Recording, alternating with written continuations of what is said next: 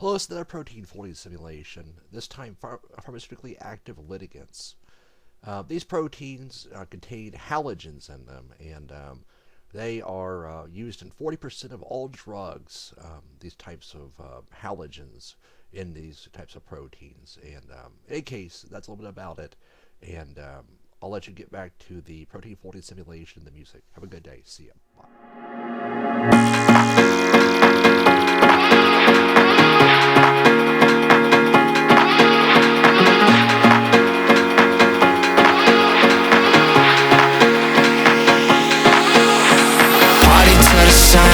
See you vibing with me, I just wanna see what's